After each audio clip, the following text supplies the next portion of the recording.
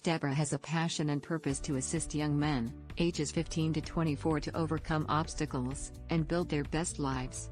She wants to see every young man live out their potential. She has a master's degree in human services counseling, with a major in life coaching. More importantly, she is the mother of 3 boys, who are exceptional, educated, professional men. Coach Deborah believes it is better to train early, rather than need to fix later. She utilizes basic principles and God-led concepts. Sometimes the only thing a young man has is their credibility or their name. The actions they take are based on the decisions they make.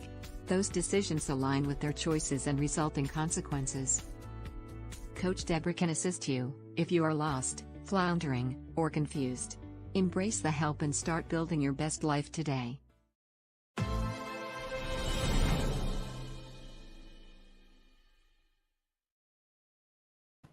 Good evening, everyone, and thank you for tuning in to Build Your Best Life. I am super excited to have you here because you could have been anywhere else, so I appreciate you tuning in with us today.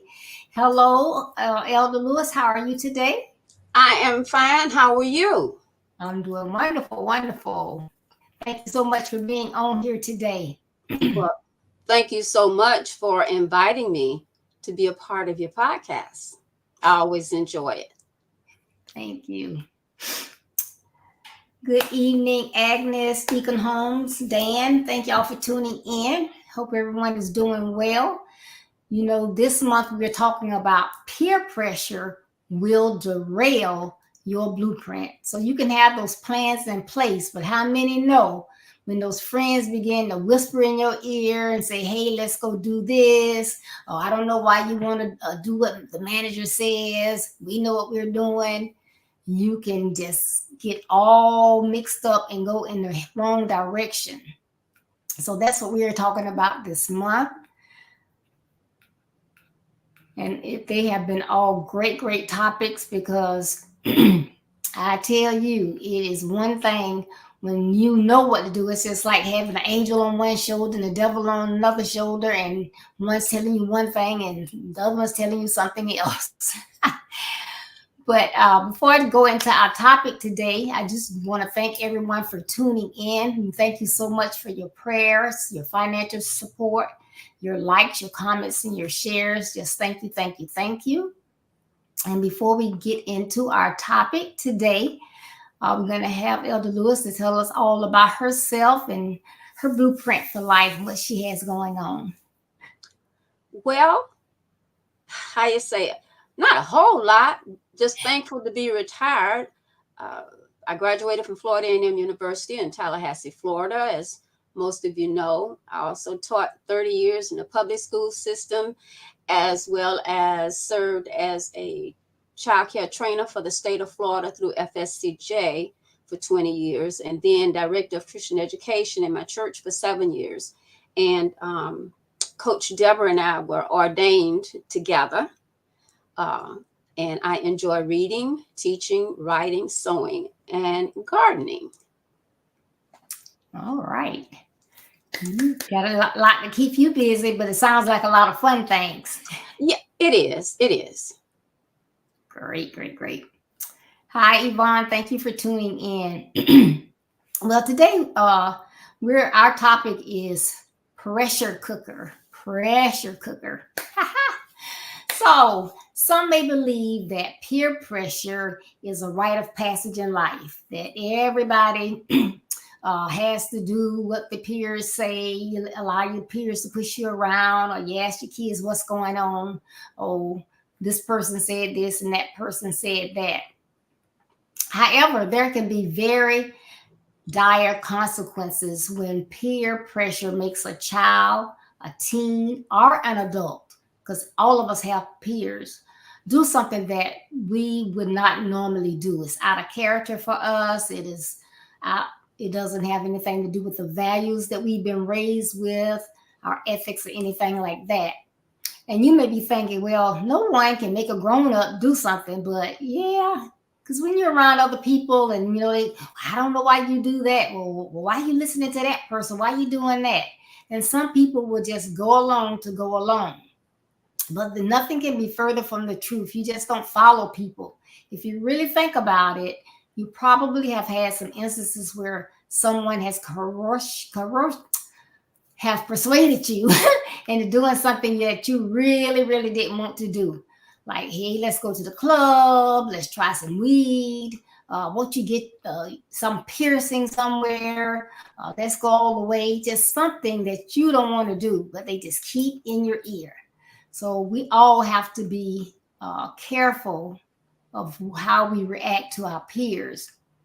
So, Elder Lewis, may I ask you, have you ever had a peer persuade you, or almost persuade you to get you to do something that was totally out of your character? You know, peer pressure was alive and well when I was a teenager. So that's been a long time ago. And, you know, as I think about it, I can recall one Halloween when we were going trick-or-treating. Well, I had already got my instructions before I left home as to how far I could go. The boundaries were already set. And so my friends decided they want to go beyond the boundaries. So I said, no, then, but we're just going to go such and such. And that's as far as we're going to go. I said, I said, I was told just to go this far and that's it. I said, come on. I said, nope. So I turned around and I went back home because, you know, back in those days, they did not spare the rod. And I didn't want to feel the rod out of wrath. So I took my little trick-or-treat candy and my little stuff and I went back home. And that solved that problem right there. But it also means that, you know, even adults sometimes receive pressure from other adults because they want you to join in to whatever it is they're doing. But if that's not what you choose to do, then you have to stand firm and make it very clear that, no, that's not me. And you go ahead, you enjoy, but I'm just not going to take part. All right. Yeah, you have to be firm, have self-confidence, don't be so timid. You see anything somebody tells you to do, you just jump right in. Okay. Because that can get you in a world of trouble. Exactly. Well, you know, growing up, I always had heard horror stories about pressure cookers. And, you know, we didn't have one in the house, so I heard these horror stories, so I never got one. I know that I've heard, like, unfortunately, the earlier models of pressure cookers, they would the lid might pop off, and this is just what I heard. I don't know. The steam come out, people get burns or whatever. So I don't know if that they didn't know what they were doing. That was just that pressure building up in that cooker, and it just blew a gasket. Steam flying everywhere, water, you got burns, and that just is all sounds scary. But the thing that gets me is that pressure, any kind of pressure. Like you see someone, you're looking at TV. I've seen one in happen in person too. Somebody drives over, excuse me, a water hydrant or something, and you see how that pressure just shoots that water up out of the ground. That's pressure. Mm-hmm. And that seems like that pressure hitting you, that would be painful because that's, you know, it's powerful. So I can kind of think about that same thing as I think about peers and peer pressure, although peer pressure can be positive and it can be negative as well. But I do know, Sister Lewis, that peer pressure does have power. Does peer pressure impact any one age group more than another, in your opinion? Peer pressure can be powerful. And it impacts teenagers more so than any other group. So it doesn't just stop with teenagers because it happens in adulthood as well. But the most likely group that's impacted are teenagers. This age group is affected more because they're trying to figure out who they are themselves. They don't yet know who they are. They desire to be liked and to be accepted by their peers. They also want to be a part of a group, not necessarily a clique, but they do want to be a part of a group. They don't want to be a loner. So this is why teenagers are impacted so much by their peers, because they want to belong, and they have not reached that stage in life where they're strong enough and forceful enough to say, look, this is not what I want to do. I don't think I should. Why? Because sometimes they feel that the restrictions that are on them by their parents, that they're unnecessary and that they're unfair. And so as a result, there's this peer pressure. I want to be with my friends. Well, my mama said I can't do it, but their mom and their dad allows them to go A, B, C, D. They allow them to do F and all this other stuff. And so why can't I do it? That's the tune. That's the song that's been sung for years. Well, if so-and-so can do it, why can't I? We the same age. Right. And then the response by the parent is, but they're not my child. You are. And I think we've all heard that. Mm-hmm. I think we've all heard that one. So that's why, I say that, and looking statistically at different things and how it happens, teenagers are, because they have not discovered who they really are yet, and they want to fit in. All right.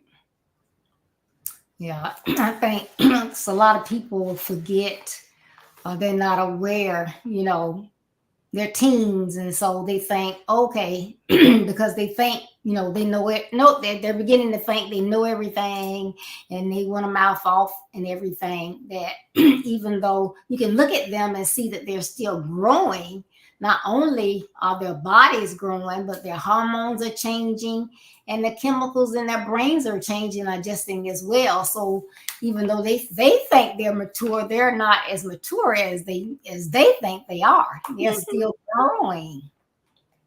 And then they have all these different things coming in at them. They are, that was one thing. You may have a different opinion than I do, but that was one thing that kind of like, I kind of shook me up when they changed sixth graders, and they had the sixth graders to start going to middle school and not in elementary school, because I was thinking, well, they already got their hormones changing. They got different things going on. Now you're going to pull them out of a school where they're familiar with people, and you're giving them a whole different, and something else they have to deal with as well. So, maybe I know as an educator, you probably, well, I'm sure you know better than I, but it might have been a good reason that they switched it, but that was my thinking. Actually, when they did that, I was still in the classroom, and I did not agree, but they didn't ask us whether we liked it or not, and if we agreed or not. That's something they decided to do. And unfortunately, Duval County did it after others had tried it and decided, no, that's not working. And they went back to the original blueprint. However, the problem was the sixth graders and the ninth graders, because when you move these sixth graders among seventh and eighth graders, those hormones are really jumping. So you got an eighth grader there that will take advantage sometimes of that sixth grader. Then you have a ninth grader that you've moved, who was the senior in junior high school. Now they're the freshmen, and you have them in high school with 12th graders. So no, I did not agree. I didn't think it was good. But again, they didn't ask us. That's something they decided to do. And like I said, during that time, me, I'm going to stick my head in the book, find me a newspaper up to date and see what it says. And that's why I know, okay, Duval County, you the last one coming up with this stuff, and everybody else has tried and decided, nope, this isn't a good idea. Why? Because they realized some of those things, that I was concerned and some of the other educators was concerned about, they came to fruition. And, being a parent, that parent's going to be concerned about their child. So you have to keep up with them, and you have to remind them, now listen, you in sixth grade, you over there with eighth graders, that's not your level, baby. Okay. But you have to constantly talk, let them know, I trust you, but it's them I don't trust. So you're right. That was a problem. Yeah. And you can see that. Well, That makes me feel a little bit better. I mean, it didn't do the kids any good, but No, because they still do it. they do But it. again, they did not ask educators. They didn't have a meeting and say, listen, we want to know what you all think about this. They didn't do that. They didn't put it to a vote and say, we're gonna let you vote on it. No, they didn't do that. They made the decision, and that was it. Wow. Mm-hmm. All right. That's okay. That's a conversation for another day. Yes, it is. Oh, everyone has peers, as we mentioned before, and in most cases, we don't get to pick our peers because that's just who you're in that organization with, who you work with, who you're in class with, who you go to church with in that particular group or whatever. Those are your peer groups. But how can people intercede on behalf of others when peers are exhibiting negative peer pressure? So you're there, you're seeing it, and you know it's negative. How can you intercede on behalf of other people? First of all, you got to be brave enough to do it. You really do. Yeah. Because you say, okay, is this worth me getting in this to see what I can do to help? And then one side say, yes, it is. They don't have to do it, but you do it anyway. Just throw it out there. I think they have to have someone to encourage them. You have to encourage them to talk to their parents, counselors, and other trusted adults. Intercede again by talking with them and getting them to see that you got to be careful as to how you choose your friends. They may make you laugh and they do silly stuff and they do dangerous, challenging things that you would like to do, but you still have to choose your friends wisely. You need friends who have the same goals, the same standards that you are raised with, and that makes it much easier on you, and there won't be as much pressure. And so that's one way that you can also intercede. They can work hard at pursuing their goals and aspirations. When you stay focused on what you've decided it is important to you, then that helps. Also, they have to learn how to trust, and trust should begin at home. And if there's a solid foundation at home that has been built over the years, then that helps. The next thing is, I always think about two passages of scripture in Jeremiah. And that's so important. And I think as parents, as counselors, as coaches, as educators, we can intercede with them by praying Jeremiah 1:5 over them and Jeremiah 29:11. That seems to be the most popular one. In Jeremiah chapter 1, verse 5, it says, before I formed you in the womb, I knew you before you were born, and I sanctified you. And I put ... Whatever God has sanctified them for. An observant parent would begin to encourage them to do certain things because they see where their interest seems to lean, more or less.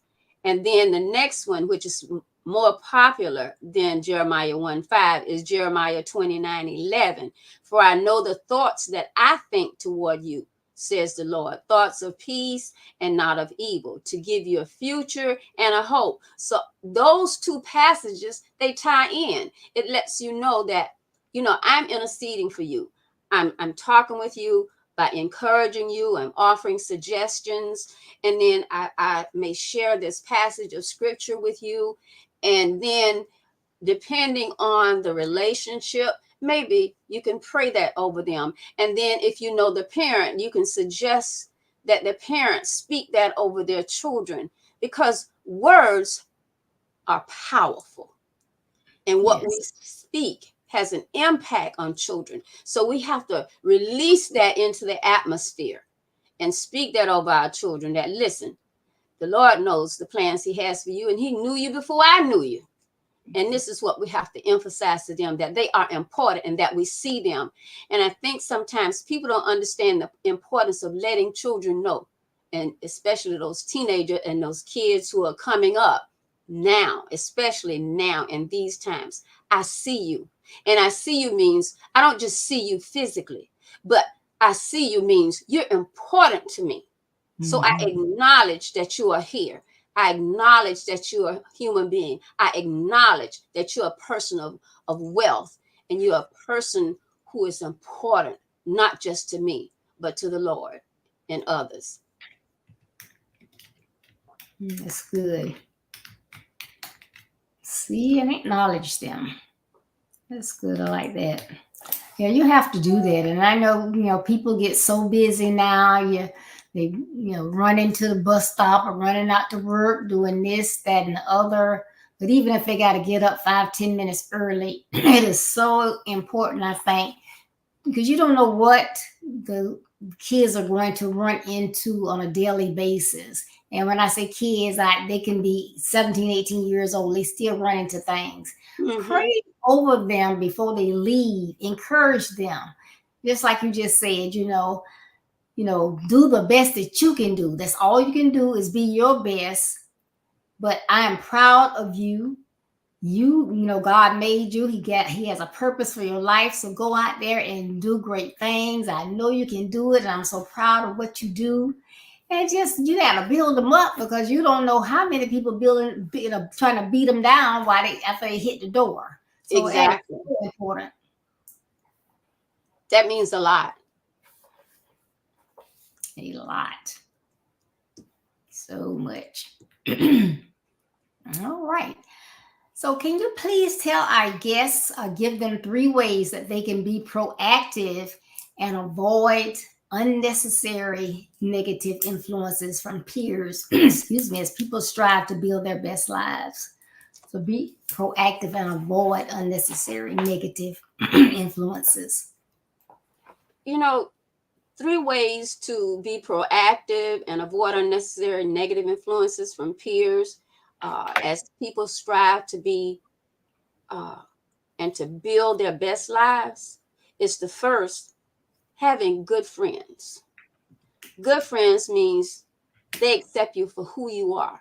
They see you, not what they can get out of you, not how they can use you. And that's very important. And when you have good friends, being accepted by them is important during the teen years, and adults, because there's still some adults that don't feel that they are really seen and revered as they would like. And that's important. So, however, they must develop their own identity. And that's so important, that they develop their own identity, which means even if it means finding a new set of friends, they have to learn how to be uniquely who they are. Don't try to be a carbon copy of anyone. There may be someone that you admire and you like. Okay, that's good. That's fine. But don't be a carbon copy. Be an original.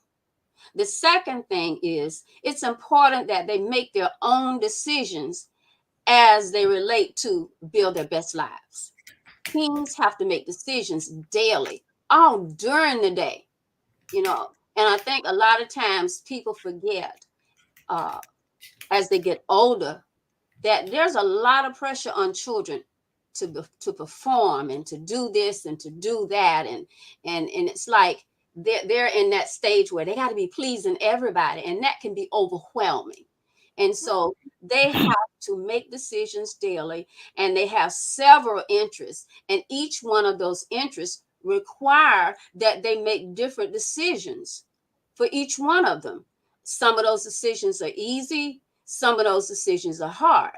They have to decide what is best for them and communicate that clearly to those around them. And when I say clearly, if I need to be a recorder and say this more than once, then this is what I'm going to do. The third thing is decisions related to being proactive and not negative may mean that there's a difference between life and death. And we have to be honest. Some of the decisions you make may cause you a problem. And when I say death, I'm not always speaking of a physical death. That's not what I'm talking about all of the time, even though that can happen, heaven forbid. But it is so important that they understand that they must be proactive and not negative.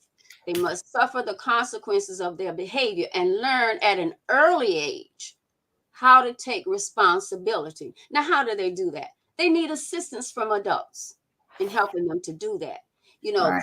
proactive, positive, ethical peer pressure encourages them to behave acceptably, obeying parents and other adults, being law-abiding citizens, being helpful to others. You see somebody need a hand and you got a few minutes, give them a hand. Then in all of that, we have to think about the fact that education is very important, and going to college is getting very expensive.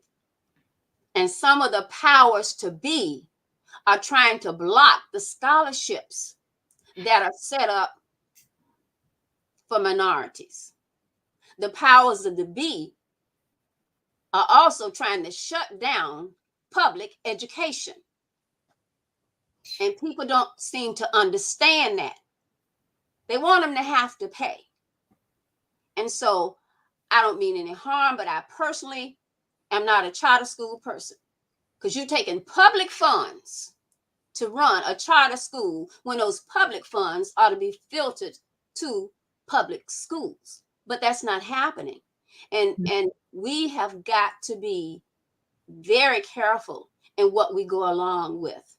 So it's important that the decisions related to being proactive and not negative may mean the difference between life and death. That means a life where you can enjoy your life. You should be working to enjoy life, not working to survive, one paycheck to the other. That's not the way life should be. But unfortunately, that is the way it is nowadays with a lot.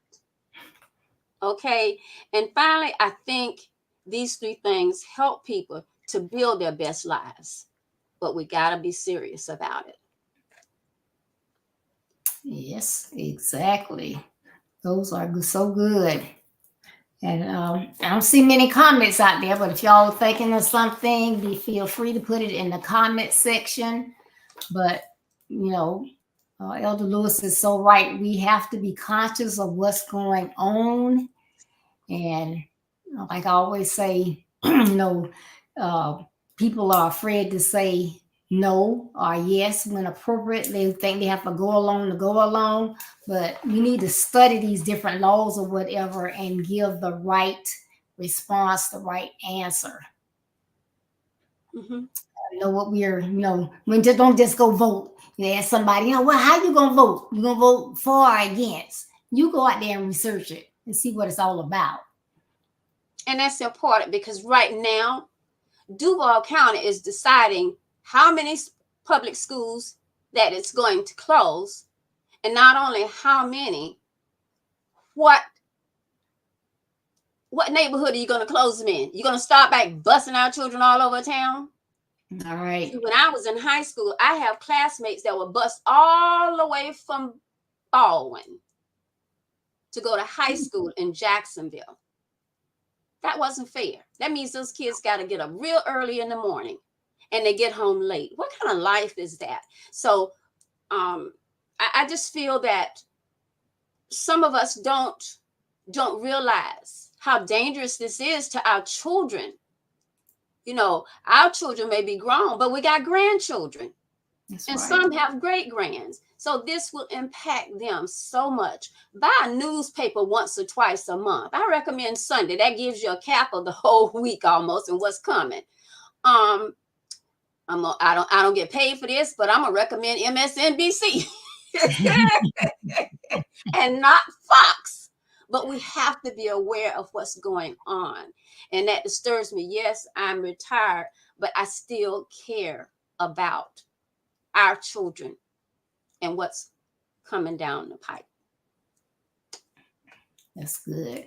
It is essential that we know that because we want to help them, we want the best for them, but you can't tell them something if you don't know. So that's great tips. Thank you so much. Hello, Linda. Thank you for tuning in. Tori, good to see you all on here. We have been talking about pressure cooker, but that pressure that comes down from peers is not always positive. A lot of times it's negative, and you have to know what to do to step up to protect yourself and not go along the wrong path following your peers. So you have to learn how to have that self-confidence, know when to say no. And parents have to talk with their children, be honest, and let them know what's right and what's wrong and why. Yes, I'm saying no, you can't do what they're doing, and this is why. And we all have to work together. Years ago there was a such thing as a village, and that village is kind of ebbing away. We need that village. And that makes a lot of sense, because if you're on an island all alone, then no one can help you. No one can come to your aid. No one even knows that you need help. And so we've got to learn to reach out to each other. We've got to share what we need. But I am a stickler for knowing what's going on. Read, pick up a magazine that gives you some information. I'm not talking about fashion. Nothing wrong with fashion. We all want to look good now. Especially when you get my age, you got to fix yourself up a little bit. But you do need to read things and stay informed so you can have conversations of depth and quality, and not just talking off the top of our heads, but because we've read, because we have to be very cognizant of what's going on around us. Not just in our little corner of the world, because see, the decisions that are made about our children and our lives are happening on the other side, in the other corner that you're not in. You better find a way to get over there. Bring you a chair for the table if they don't have enough chairs. Get your chair and take it up there. All right. Yes. Yeah. Got so many things going on here. So I can imagine it's probably the same all over the United States, but it is really something. Yeah. And Deborah, it's so important because we have a responsibility to stay abreast of what's going on so that our children can be children. They don't need to be adults ahead of their time. Enjoy life and enjoy being young. But at the same time, if we as the adults stay informed and up to date with our information, then we can kind of help push them along and give a few signposts along the way as they walk their path. That is so important. Yep. All right. Thank you so much. And if you missed part of this broadcast, please go back and listen in its entirety. It's always out there on Facebook and YouTube, because this has been a great topic. What happens when that peer pressure just blows its top and gets people all out of proportion, because we know that, yes, our young people, our middle-aged people, and our seniors can make choices, but those choices have consequences. So we have to be so important, so careful out there. Please tune in on Thursday for Thursday Live with Coach Deborah, and my topic is going to be "That's Not Cool." Not cool. So you want to tune in and check that out. I think it's going to be an interesting topic, and I know cool is not the word they use today. They use dope and stuff like that, but I say that's not cool. It is not cool. All right. So again, this year here on Build Your Best Life, we talk about, it's all about that blueprint for success. You have to have your plan, your goals, know where you're going. But also, we are declaring, and here you go again, Jeremiah 29:11 over your lives. God knows the plans that he has for your life, and he wants what? Put it in the chat. You know, I was going to ask y'all to put it in the chat. He wants what for your lives? He wants you to have prosperity, not disaster. And he wants you to have the future that you hope for. So please make sure that you design your blueprints for success based on the plans that God has given you. And then you got to follow them. You can't just, have them and put them on a shelf somewhere. You have to follow them. So please make sure you do that. Again, thank you so much for tuning in today. Great talk, Elder Lewis. Thank you so very much for taking the time to be on here with me today. Thank you so much for inviting me. I always enjoy our talk. All right. Thank You're you. so busy, we don't always get a chance to. Right. Busy. So everyone, please remember that building your best life is our business. That's not a slogan. It's our commitment. I love you. Be blessed. Stay safe. And I hope to see some of you on Thursday. Stay safe out there. Love you all. Bye-bye.